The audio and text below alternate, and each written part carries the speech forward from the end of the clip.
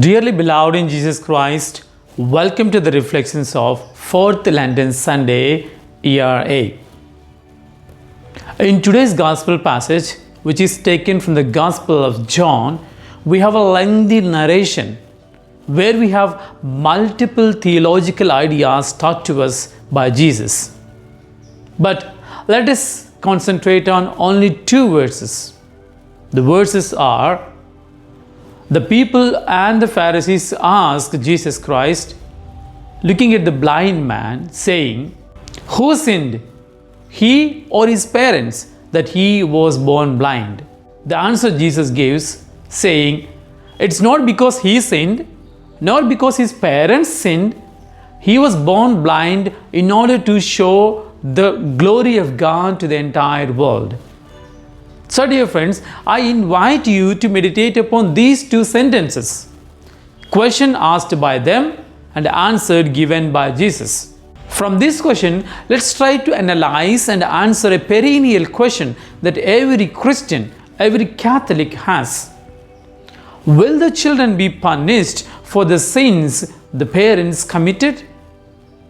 Well, in the Old Testament, during the time of Exodus, we heard so many times that Moses and the prophets telling to Israelites, "Your third generation and fourth generation will be punished because of your sins."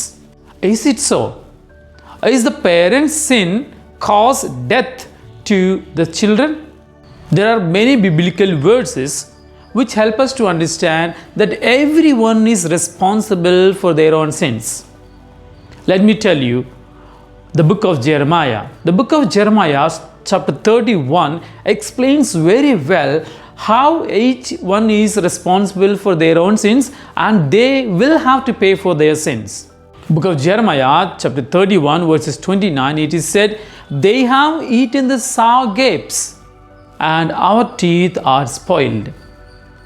Well, the very next verses, Jeremiah says, everyone have to pay for their own sins, not the children nor the parents for the children's sins. Again, in the book of Exodus, chapter 18, we hear each one is responsible and they will be punished for their sins. Well, do you find some contradiction? We hear Bible itself is saying the third and fourth generation will be punished for the sins of the parents. But book of Jeremiah and book of Exodus, it says no, everyone is responsible for their own sins.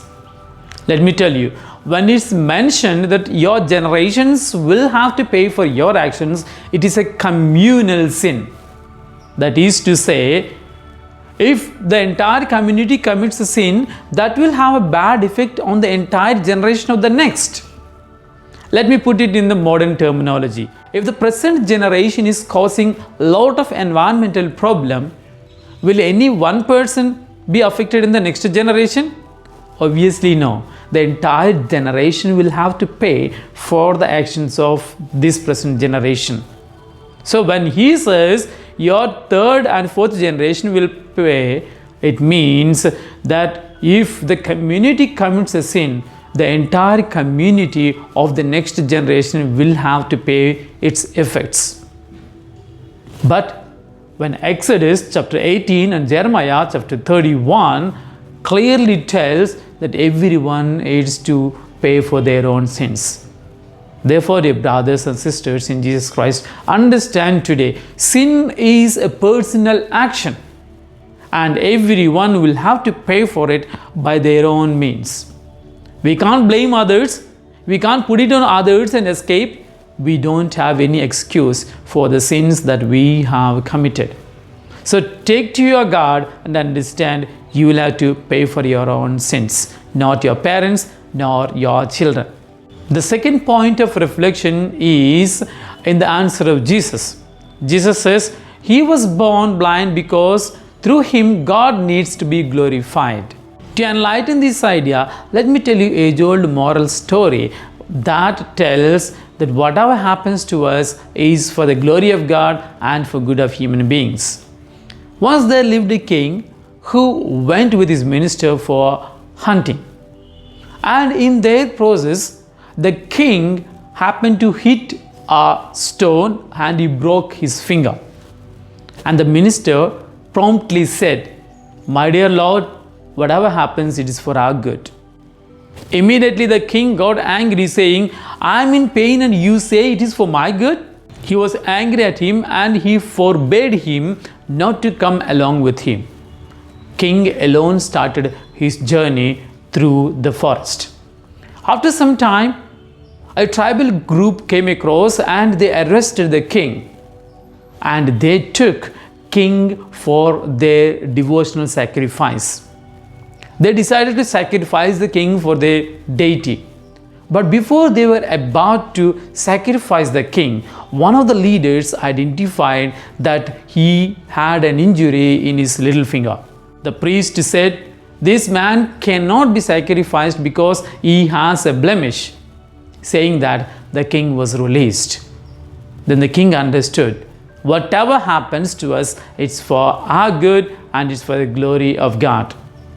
When he came back to the kingdom, he called back the minister and confessed him. And the minister added, saying, "Lord, it is good that you have banished me. If I were to be with you, I would have become their sacrifice because I had no problem in my finger." So dear friends, whatever happens to us, it's because the Lord intends that something good should be proclaimed through us. When we have difficulties, when we have problems, it's not always God hates us. It's not that we are punished, we are doomed. It's sometimes to glorify God. Therefore, wait and see, the Lord will act upon in His right time. Because Prophet Jeremiah says, God has good plans for your betterment, not for your destruction. Therefore, in conclusion, from the fourth Lenten Sunday, let us take two theological ideas for our living. The first one, no parents will be punished because of their children's sins, and no children will be punished because of their parents' sins. Everyone will have to pay for their own sins. Secondly, whatever happens, it is for the glory of God, it is for good of human beings. That God bless us all. Have a blessed Sunday.